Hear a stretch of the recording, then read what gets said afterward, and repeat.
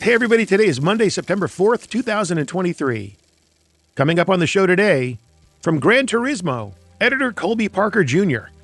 Before I do any movie, I just immerse myself in every film in the genre to see what I want to do and consequently what I don't want to do. After you hang up with the director, if I don't hear from said director or producer 5 minutes after the interview, I'm like, nah, I didn't get it. If they want you, they're going to lock you up immediately. They always ask you what doesn't work in the script, and I'm like, everything works. I don't know why, but the few times I've been asked what doesn't work in the script and I've told the director, I was like, oh, that's where I just lost a job. Yes, all that and more on this edition of The Rough Cut.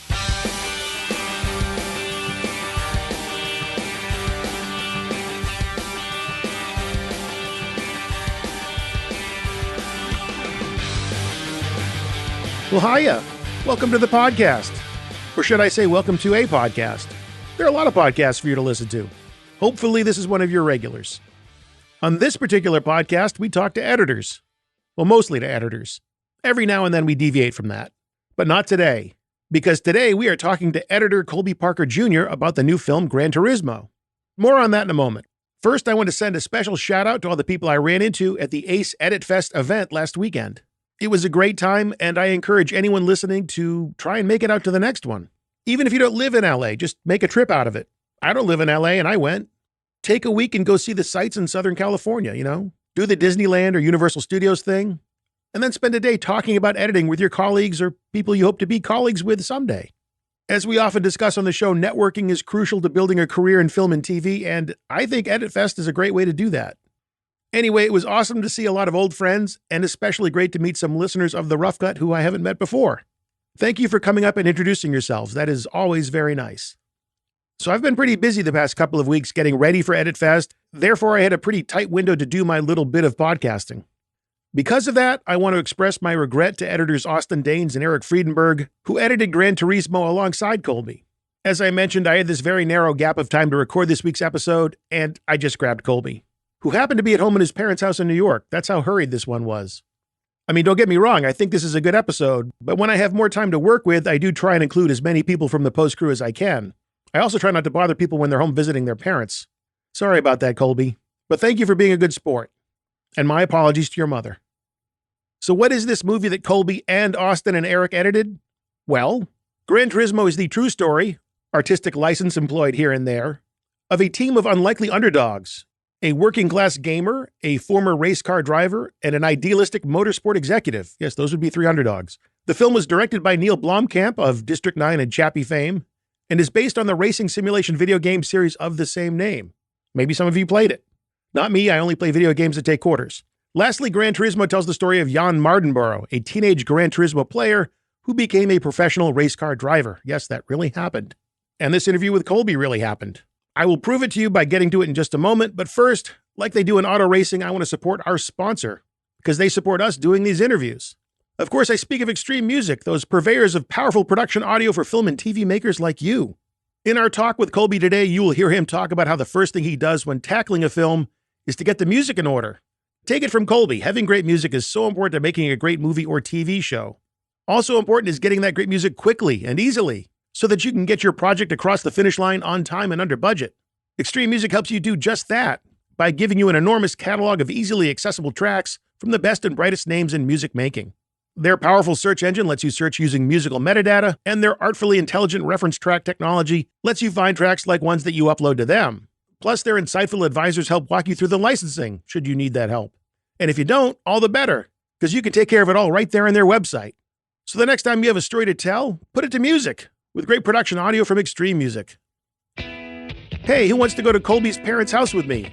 Direct from their house is Gran Turismo editor Colby Parker Jr. Hopefully his mom is making meatloaf.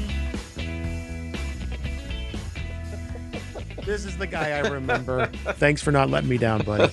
I aimed, please. Is your mom vacuuming? Yeah, you want to tell her it's not? It's her house. No, she's not vacuuming. It's happening outside somewhere. Oh, it's New York. You grow up in New York, you don't realize all the sound that's around you all the time. So, Colby, if one were to take the time to go through your little IMDb page there, you'd see a lot of high-energy action movies. Makes me curious, what is it that attracts you to this genre? It's funny. I don't know if I'm attracted to that genre. It's weird how when you get started, I was doing music videos, so it's a lot of cutting on the beat. I met Pete Berg and I did a music video for him, and that's kind of the style he likes. And then he brought me in on films just to do the action scenes at first. So I got a couple of additional editor credit on the film The Rundown with The Rock. I think it was just I was with Pete, and then you get put in a box. But I would love to do like a very heavy dialogue, character-driven edits. And that's the things I gravitate towards when I'm watching films. I'm like, wow, this editor didn't cut for 2 minutes. You know, what discipline! So confident in his editing. You just choose a path early in life. You don't realize that's going to be the direction or road you're going to take the rest of your life. You know. How do you feel about being in that box? It sounds like now that you've done those films, you just keep getting pitched those kind of projects. It's very rewarding when you do a good fight or action scene and watch it, and it's very high profile, and it's what people notice more than, a well cut, truncated dialogue scene. Because, first of all, they haven't seen the dialogue you've lifted or repositioned to make a scene work. So, that's sort of the silent star of the films, when you're able to manipulate things or move a scene that was shot to be the 15th scene in the film, and you move it up to the beginning and make it the intro and advance or truncate a bunch of stuff to get the inciting incident to go earlier. Yeah, it's rewarding, but you really need the good footage. I find now when I see an action scene where there's less edits and we could see the punches and all that, I feel that's what inspires me more than anything now than it feels like when things are too heavily cut, it's like, what are you hiding, And it's also pacing. If you do a flutter cut, then I don't want to then I want to, give the audience and everyone a chance for their eyes to rest. I think if you can make it cutty, but still tell the story and clarity-wise work, then that's the challenge, and that's what's very rewarding. Well, pigeonholed or not, this is your first time working with Neill Blomkamp. How did you get that gig? Well, I co-edited this feature with Austin Daines. He was Neill's editor. Neill had done a TV series with him. And from the rumors I heard, he interviewed a lot of people. And after I interviewed, they were like, wow, yeah, he really liked you, because we interviewed a lot of people. But he was a big fan of Pete Berg's work. And he told me that in the interview that he kind of saw the work that we would have to do as a mixture of Deepwater Horizon meets Ant-Man. And he, both of those were on my resume. And so, when you interview for these jobs with directors, I know if I got the job 5 minutes after, like after you hang up with the director, your agent will call you and they'll make an offer. So usually if I don't hear from said director or producer 5 minutes after the interview, I'm like, nah, I didn't get it. And my agent's like, we'll see. I'm like, no, I didn't get it. It's fine. I know. Like, if they want you, they're going to lock you up immediately. They don't say, I want that guy, and then let you go out and, into the world and get an offer from someone else. Well, so other than your track record with Pete Berg, what else did Neill want to know from you or about you? He asked for my take on the script, and I was really impressed that there was a lot of emotion in the script. It was a pretty heavy story, and then there were parts where I saw his mind was working, which we do in the film, which is called gamer vision, where we mix real-world elements with the Gran Turismo graphics in certain scenes. It really popped off the pages, and I was like, oh, this is going to be really cool. And so, yeah, I just told him that. And, they always ask you what doesn't work in the script. And I'm like, everything works. That's an excellent note. I think they take it really personal when you're like, well, this doesn't make sense. I don't know why, but the few times I've been asked what doesn't work in the script and I've told the director, I was like, oh, that's where I just lost a job. You see it right in their eye. You're like, why would I say that? you just, it's palpable. You're like, oh, well, that's where I lost the job. So it's kind of like that interview question, like, what are some of your bad traits? It's like, I try too hard. I'm a perfectionist. So you just say stuff like, there's too much good stuff. I don't know how we're going to fit it in 2 hours. But I really did like everything in this script. Well, those are good interview tips for anybody. Yes. So beyond the script itself, did Neill talk to you, or did you on your own sort of think of reference movies to look at, things like Ford v Ferrari or Days of Thunder, even Talladega Nights. Yeah, I mean, that's my normal MO. Before I do any movie, I just immerse myself in every film in the genre to see what I want to do and consequently what I don't want to do. But he specifically mentioned a lot of 70s. He mentioned Grand Prix and Le Mans were the ones that he specifically mentioned. But I did watch Ford and Ferrari, which is really good film on like third and fourth viewings. So yeah, he did mention the aesthetic he was going for. This is a big summer for movies based on toys or games. Obviously, we just had Barbie and Mattel. PlayStation is a producer on this project, Gran Turismo. In a situation like that, do you find there are more stakeholders to get notes from, or there's another layer you have to be conscious of when there's a non-traditional company, non-traditional filmmaking company anyway, involved with the project? If there was, we were shielded from it, and Neill just deflected all that away from us. He's a true storyteller, so I don't think anybody could affect Neill's vision or make an impression on Neill of what to do, what to leave in or leave out. He's very definitive in his choices and what he wants to keep and the story he wants to tell. So if it was happening, we didn't hear about it in the edit room. I'm sure as an editor, you appreciate that. Yeah. Along those lines, I'm sure they're going to want to see certain things. Do you have to cut any sort of marketing deliverables, or are there any, outside of just working on the film itself, do you have to deliver or oversee the deliverables of any other sort of elements from the film? There were requests for like all the footage with Michelin tire in it, or I remember came through, but that's usually passed down to an assistant to make a select role because Michelin was going to do an ad on their own, or they had a marketing meeting and they just I think get their people geeked on it, show them that the Michelin tire was going to be in this movie. And there's a handful of products that were in it, but that's stuff we deal with. There's just marketing departments that'll be like, can you just put all those dailies in one bin? And the marketing teams go at it. They were doing like an EPK at one point too, where I guess any sponsors out in the film, they put together a little film to show them, I guess, at some conference or something like that.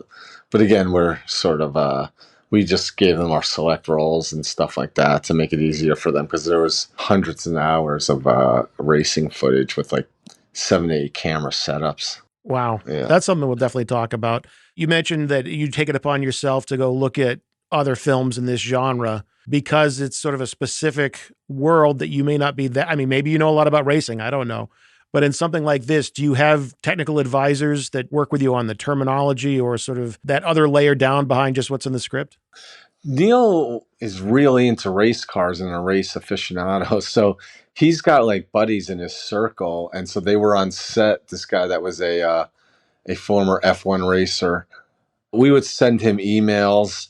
And then I had a bunch of friends that are really in that world. And then our mixer, Bo Borders, races cars as well. So we went to him a lot. He was on from the beginning doing sound design for us. A lot of the things that he pitched made it into the film. Like we had to do a montage because at some point you realize like there's too much race footage. So I'm trying to compress and truncate down sort of his journey on these race tours. And I was like, what was something comedic that would happen that, you would mess up when you just first started? He mentioned sometimes you push the wrong button and you end up talking to the wrong team on the radio. And so I put that as like something specifically that we put in one of the montages that he recommended that really worked. And then definitely stuff for the announcers. And then Neill didn't want a lot of announcers. So we just at the last moment put in announcers just to sprinkle in for a little expositional hits. And there's a vernacular within the race world that they helped us with. And then some things we didn't use because I guess when everyone goes into a pit stop, the pit team will be saying box, box, box. But we were like, well, that may confuse the audience. So we just said pit. So some things we used and some we didn't. Some things you just got to give creative license or movie license or sacrifice for clarity. So the film, I believe the majority of it was filmed in Hungary? Yes. Were you on location? No. I think they had 6 or 7 crew moves, so I think it would have been hard. They were in Austria, Tokyo, Hungary, Nuremberg. They went all around. Those sound like really fun places, Colby. How come you didn't go? Honestly, I was on another film and I came on this film 2 weeks after they started shooting. So I'm not sure if it ever could have happened, but I can't remember. It was like 9 or 10 months ago. I can't remember it was offered, and I just said I want to stay in LA because the last film I had done before that, I was in London for a year. I think it was just too much to do. I don't know. I guess if I had a choice, maybe in hindsight, I should have demanded that. Yeah. I really messed up. Maybe only because of just sort of the locations of this one. Because I don't think we talked about this last time I interviewed you, where you fall on the I like being on location because having access to the filmmakers, knowing what's going on a step ahead of things. And then there's other people that like to be back in LA because they don't want to know what went into a shot or what something cost or who was being a pain that day. They just want to be able to look at the material for what it is.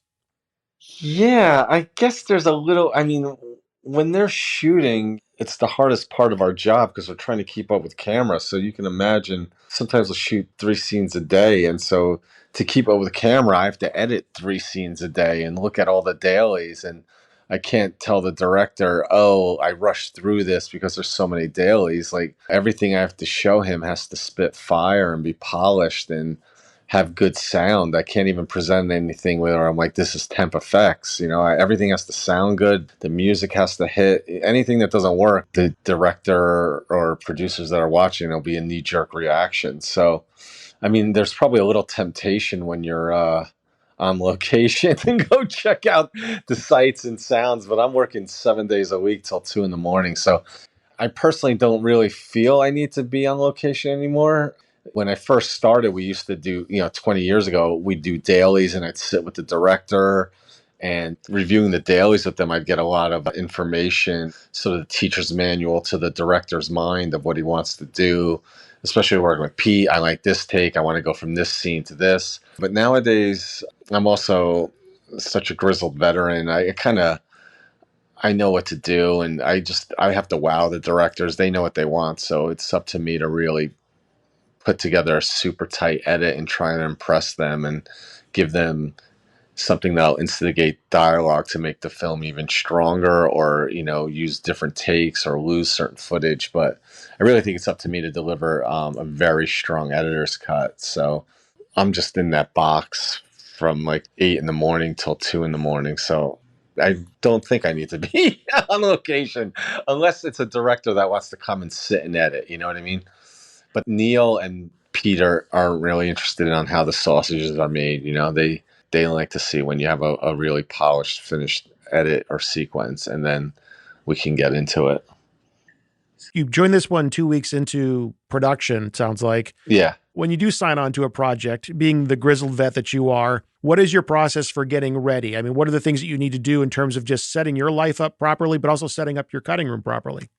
Well, I've been working with the same assistant for the past 5 films, Connor Burr.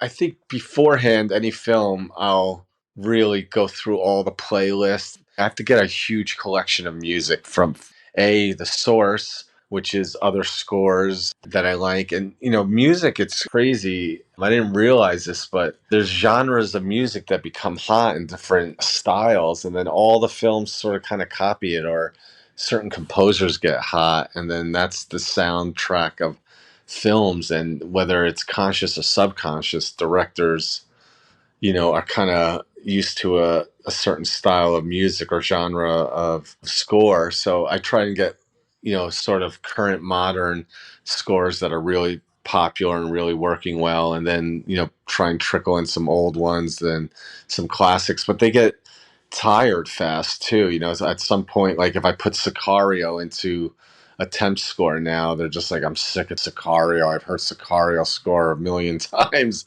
Literally, Neill said that. He's like, the scene's working, but I can tell that that's Sicario score playing underneath. You got to use something else. And then that's score I'm talking about. And then source is like, whatever, the Billie Eilish songs and all that. So I'll get a whole bunch of source, which is the Billie Eilish songs or whatever those kind of songs are that I like, and trying to find very cool instrumental songs. I work with Explosions in the Sky a lot, and even bands that sound cinematic. And then scores, those are the ones I'm saying that usually become very popular or hot at a certain point.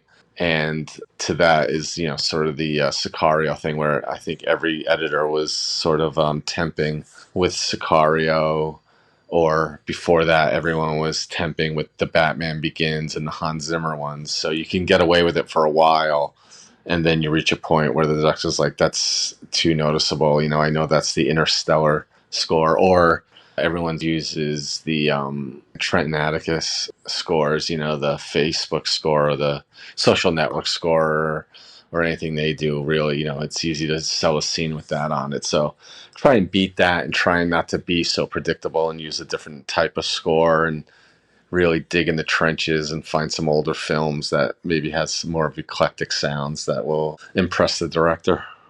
Certainly there's going to be a ton of people that go see this movie that are familiar with the game, but how much effort you put into explaining the game itself and that world? What kind of talks did you have with Neill about, there's certain things we need to make sure get across, but in the rest of it, let's just get into a really fun movie? Quite a bit.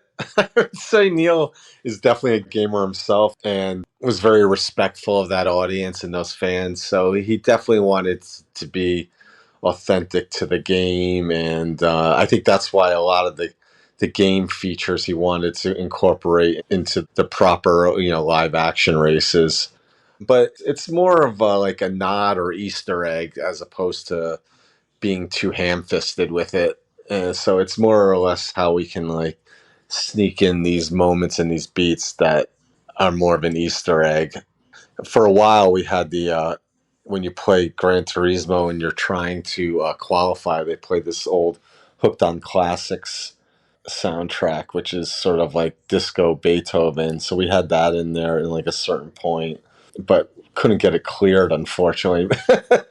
Little nods and eye winks like that to the game are sprinkled throughout the film. Is that a fifth of Beethoven you were trying to get in there? Yeah. Oh, I hate that song. Well, it's a good thing it was. So glad it didn't work. It was more like it wouldn't. There wasn't a whole scene. It was just like you'd hear it in the background, the one scene. Yeah, that song's come up a few times in the podcast. I hate it. You talked about how much racing footage you had to work with, and there's just a ridiculous amount of racing. If you like racing, you're going to love this movie. But at the beginning, you've obviously got to establish your three main characters, establish what their challenges are, a little bit of their backstory, and then let's get going. Well, I would say more than any other director, Neill likes to screen the film. So every Friday we were screening the film, and it's a lot of troubleshooting. So we watch, and then it's just crafting how much exposition can we shave off, because we do realize the film really started to work once he qualifies and is on the race circuit. But Neill also is, a storyteller, and the only mandates we really got from him was more emotion, and character. So it was definitely a dance to show all those emotional and character scenes early, but also get him to the race. So that's when a trusty little editor's best friend, the montage, comes in. And we start when he was part of the Gran Turismo GTA show. That was all filmed pretty much straightforward. And then at some point I was like, all right, I'm going to have to really carve this up, but hopefully still land and have all these emotional beats still land, but have it happen faster. And so he just kept doing that and shaved off and shaved. It was a whittling down process until, Neill was like, okay, I think we've got it. This is the most amount of time we can stay away from getting him into the race circuit. Earlier, you were talking about, I can't remember the term you used for the game sort of overlay. What did you call that? Oh, gamer vision?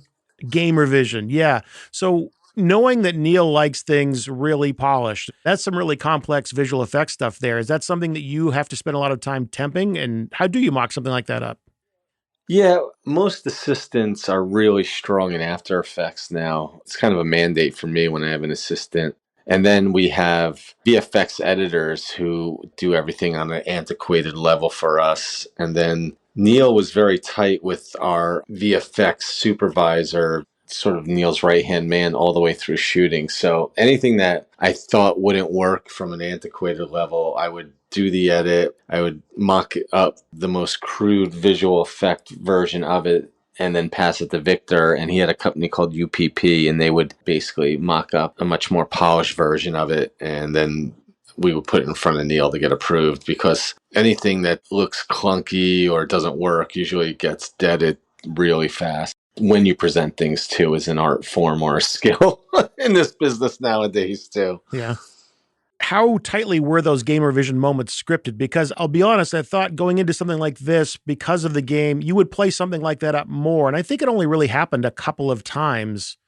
It was only in the script, I think 3 or 4 times. Like, for example, when he's running from the cops, that wasn't in the script.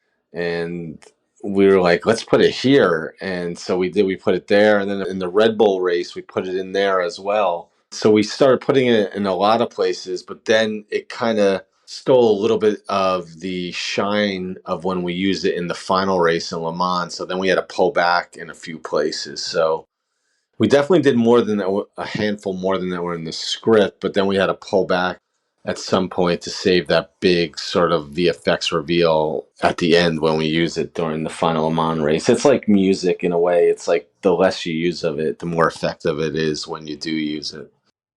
Well, you called the montage the editor's best friend, and I could see that. Famously, montages, when those show up in the script, it's sort of like 2 lines of like, oh, and then they do this, and then you're left to your own devices to figure that out. What kind of direction do you get in the script when it comes to cutting all of that racing action? There's a few beats in the script, but yeah, definitely, like a lot of times it was just Red Bull race. I was like, hey, yeah.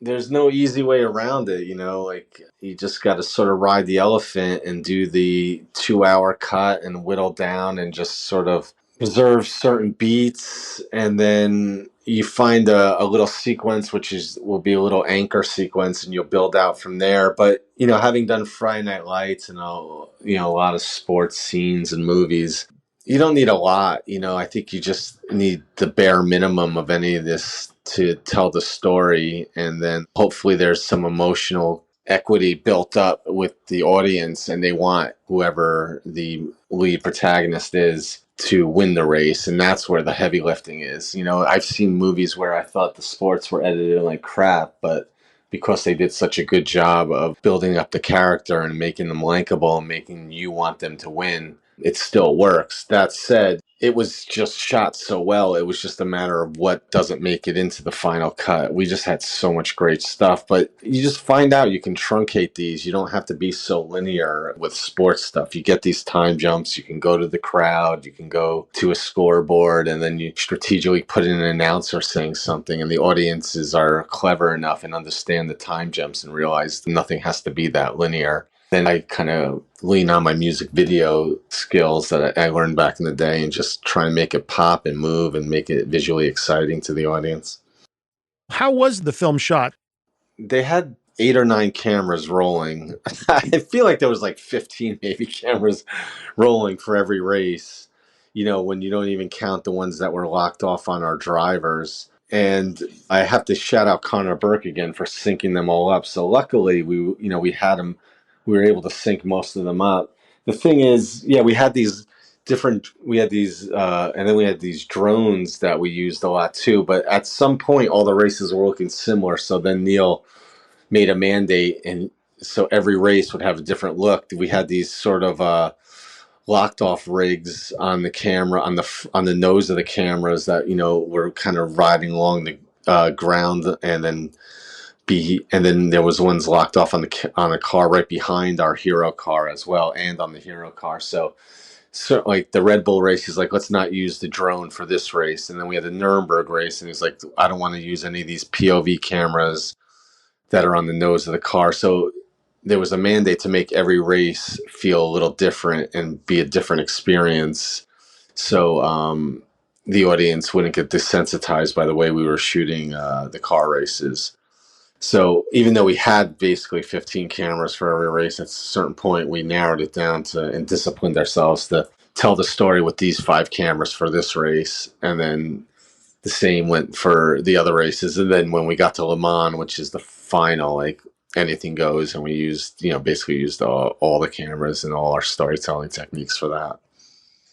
I kind of got a sense from something you said earlier that you sort of work big to small. In other words, you lay out everything that you have there and then just sort of strip it back until you just have the essence of what you really need. For something like the races, Connor goes in groups. He said it felt like 15 different cameras or angles. Will you cut just straight as a multicam edit and then go back and just strip it down? I do a thing where when I build my select roll, I'll have spaces in it. There was like maybe 3 or 4 certain beats shot. And so I try to do my select roll, but every time he turns into the final turn, for example, they must have filmed that 15 different times with 15 different cameras. So on my select roll, I lay them out. I don't leave them in groups because I want to be able to like scroll through and see every shot as opposed to, having to go to A, B, C, D, E, F camera. But in my timeline, I'll section everything so it's a little bit more of an organized select roll. And then as I start to really dial in the sequence, I try never to go back to dailies and just work off that select roll and so on and so on until, basically I'm just looking at older edits, or like I'll go 2 edits back to find the shot that I liked. And then maybe even though it's the final turn, now I really love that shot, but I already got a good shot for the final turn. I'll make that the first turn and I start using things out of sync and out of sequence, and what the audience doesn't know won't hurt them. And then at the end I can start cheating if I have too many good shots for like one section of the film. Do you just throw a feature like dupe detection out the window and say it doesn't matter if I have the exact same shot, the audience isn't going to know? Or do you look at it like I could get lost real easy and I definitely don't want to have the same shot, so I need dupe detection on? I would never, ever, ever repeat a shot. So I'm not saying that unless it was on purpose, because I do have a cubist editing style. But dupe detection's on. But I'm saying, yeah, but sometimes in some cuts, I'll leave the same shot in 2 spots and I'll present it to my assistant or a fellow editor and be like, where do you like it better? But I was just saying, there may be 8 different shots of, say, when he's crossing not the finish line, but say going into the final turn, and I use the A camera for that. The B camera, the C camera, sometimes I'll steal that shot and put it somewhere else in the film. Or I'm using take 1 A camera, but maybe I'll use take 4 A camera and use that somewhere else in the race, even though it was shot to be at this point in the race. I'm not trying to hide anything or fake the audience out. So for me, it was very rudimentary where I was like, if we're going to go into Jann's car, I'm going to show an exterior of Jann's car, then go to Jann, and then so I made sure to do that throughout the film. Like, even if I had to sacrifice something looking cool for clarity purposes, I never want, I just didn't want the audience to get lost or, start fidgeting in their seats or just give up. And I've been noticing that in other films I saw and when I was doing some reference. So for me, the clarity is the most important part. I don't want to lose the audience, and I really feel like certain elements could be sacrificed in the name of the clarity in the exposition. So we made a concerted effort to kind of show the exterior, then go into the racer, and then sort of do it that way. And then, normally show the racer, then what is the racer looking at? So we would go to his POV. And that was sort of a mandate for me as far as when I was editing these race scenes.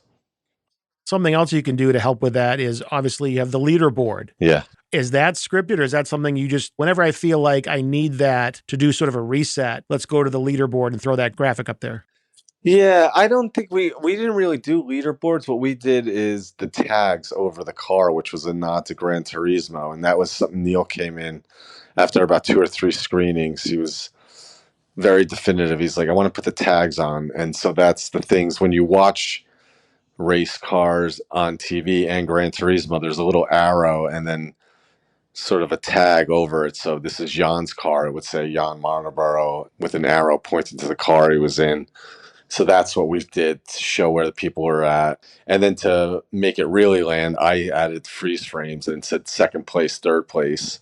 And I think you noticed in the film, like, you understand at all points, all right, he's in 6th place now, he's in 5th place. And that's the use of style, but it was also helped us expositionally. So it's a freeze frame, but within that freeze frame, we told you what lap it was and what place he was in.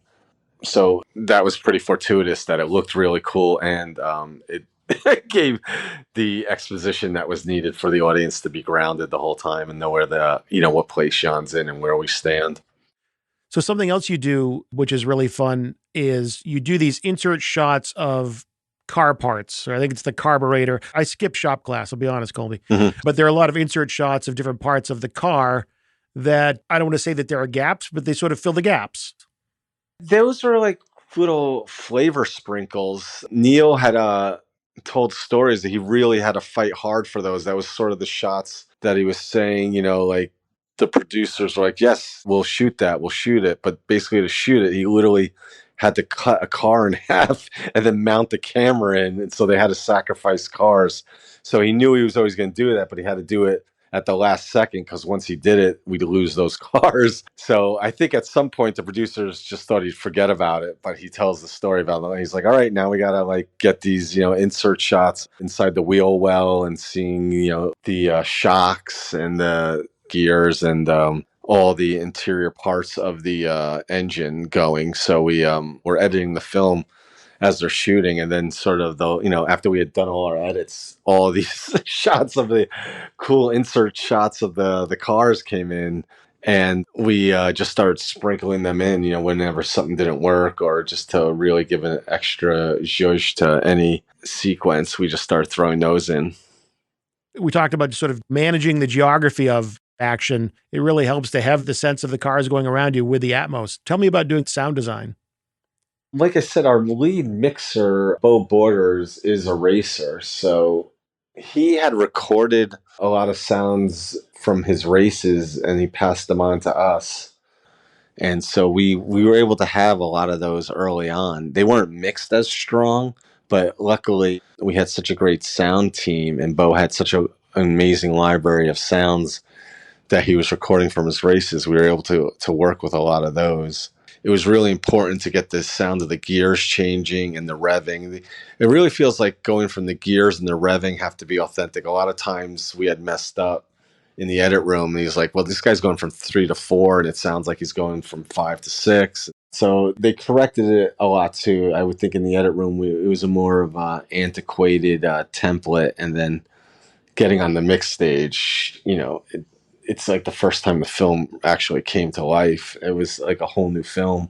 Sometimes you're like, ooh, we actually sent us back to the edit room. It's like, wow, we can actually hold this shot a little bit longer because the sound's so unique and it's not too loud and it's not hurting your eardrums. And then we tried to do a lot of things where we went inside Jann's mind too, to go, because we didn't want this to just be a wall of sound. So there's a handful of times where we just dropped the sound out and we're with Jann and we hear his head and we hear it through his POV and we're hearing his breath, and putting his pit crew and his lead engineer and his crew chief in his ear and tried to make a little menage of sound in his ears as opposed to hearing the engine. So it is a little bit of a dance of dropping in and out of those sounds. In your edit room, do you monitor in 5.1, stereo, LCR? We were LCR sub for this. I've never done 5.1. I've heard of people doing 5.1. It's something I plan on doing soon, but because of COVID, a lot of the editing was done at home and we just don't have the 5.1 setups at home.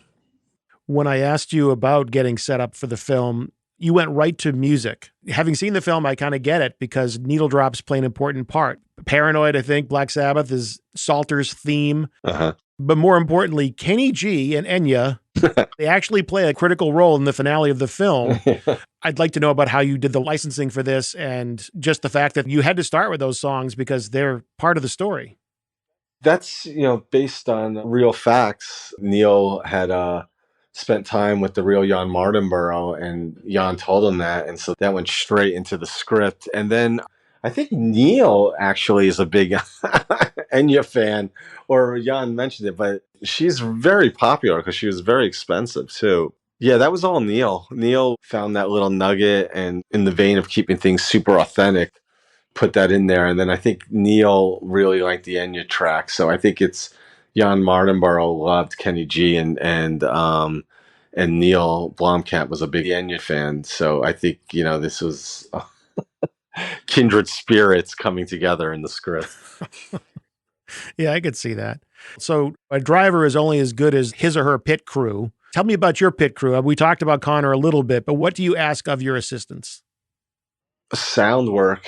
It's all sound for me. Like, you just can't present any cuts without it being super polished. And I'm going through so much footage, and then I'm trying to find the right music. So I think sound design is where I'll ask Connor or whichever assistant I have, other assistants working with me, to do a sound pass. And then once I get it in an antiquated state, I'll sort of polish it up and slide things left and right. With the Avid, we do these RTAS tracks where we dedicate 3 or 4 tracks at the bottom for certain deverb effects. Like, so on the bottom of our audio is like 26, 27, 28. Well, one will be a deverb long where it's a real long echo out. And then we always have one for like the sound of something coming from behind the wall. There's always like the music that's playing in a room behind us. So we just have tracks dedicated to different deverb and reverb tracks that we want to use. So I'll move things down there, but it's sort of to master that sort of reverb technique, it's half putting it on its own track and then playing the track clean within the dialogue tracks or the music track. And so there's a lot of experimentation with these reverb tracks now, and the mixers go nuts. They can't stand it because it's almost impossible to get an exact replica of what we're doing when we dedicate a whole RTAS track to the certain deverb or EQ we're using. I have a additional editor, Eric Friedenberg, and one of the tracks is named after him. It's called Eric Long, and so it's like a real reverbed out, echoey track. Later on, when we were having a beer, when it was done, they're like, "Ugh, you're Eric from the Eric Long reverb track. We hate you." That's harsh. Yeah. So as long as we're talking about assisting or assistants, going back to your IMDb page, I don't see any assisting credits. How did that work? I started in sort of the commercial world, and then eventually was just kind of hanging out in Coolsville and met a lot of music video directors. So I kind of got my start and learned by doing music videos by trial and error. I think it's kind of hurt me for a while, but now I've caught up. But yeah, I never really assisted. I had known a few music video directors, and I just bought an Avid myself, and I was like, I'm an editor. In college, I knew how to use the Sony 450, which was the tape-to-tape editing. So I was doing that, and I was editing music videos in a linear format on the Sony 450s, doing cuts only. And then Pete Berg came in one day and asked me to cut a Limp Bizkit video for him. And then after that, he liked me. And like I said, he gave me some action scenes to do in the rundown. And then the first full film I got to cut was Friday Night Lights. So I guess I kind of skipped a step. Well, that's okay. It worked out just fine for you, Colby. Yeah. Something I've been talking about a little bit more with editors recently is QCing. I never really gave it much thought, but now this theatrical experience you're trying to give people and really get people out to the theaters, a lot of talk about IMAX, but also all these emerging formats that they don't have where I live, but do you have to get involved with stuff like that? We did all that. We had an IMAX version. We had a Screen X version. I think 4D is when the seat rocks. That one I didn't get to QC. I don't know if we were doing that, but we definitely did the Screen X concave screen and then the IMAX. So yeah, we work with that, but it's all sort of after the fact. Obviously, the Screen X and IMAX also get different DI treatments. So there's also basically like 3 DI treatments that had to be done as well. One of the many fun sequences in the movie is there's a big endurance and training sequence. For you, Colby, as an editor, do you have an endurance and training regimen you like to employ to gear up for a big film? I try to get as much rest as possible, but as I was saying earlier, what I try to do is watch every movie that's ever been done in the genre. And so I kind of do that all the way through shooting. I just immerse myself in the genre and see different techniques of how people will edit said genre that I'm working on. And then music, and sound design. You got to pull all that stuff beforehand. If you think you're going to cut a scene and then start looking for music and start pulling sound effects, you're going to fall way behind. I'm looking at the script and I'm like, I need the sound of a skid. I need the sound of a car accelerating. I need all these video game sounds from Gran Turismo. And then I'll also talk to people. Like, I'm not much of a gamer, but I have relatives that are gamers. And I was like, what's it like when you're at the arcade and he's like a lot of cursing, a lot of shit talking, you know? So, you know, I did my own Foley for that and just pull tons of sound, try to get unique sounds and music because it's so time consuming and so tedious. And that's what tires you out. Like trying to find the right song at like 8 o'clock at night because you got to present a cut first thing in the morning. It's soul crushing. So the best thing to do is have a bunch of tracks in your quiver ready to go.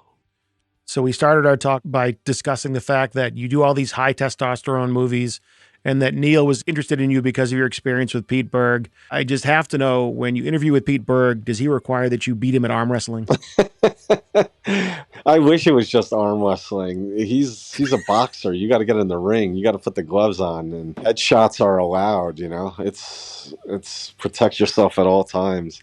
And you train with him too. You go to the gym, you'll work out, you spar, you do it all with him. He's in incredible shape.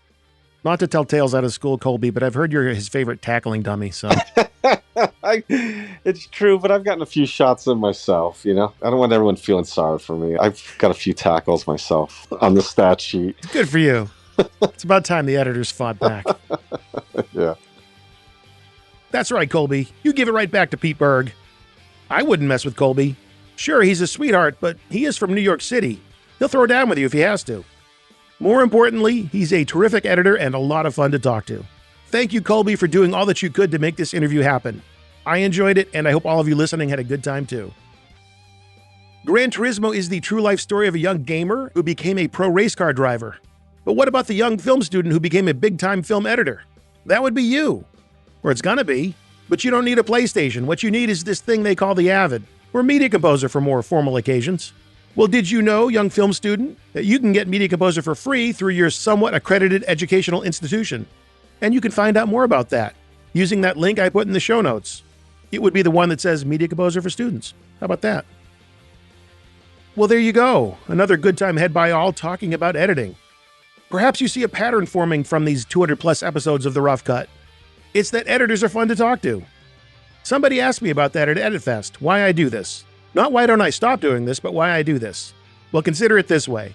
Think about all the qualities that go into being a good editor. Then decide if that's someone you'd like to be friends with. There's your answer. So thanks for dropping by, my friends. Let's do it again soon. Until the next one, this is Matt Fury thanking you for joining me right here on The Rough Cut.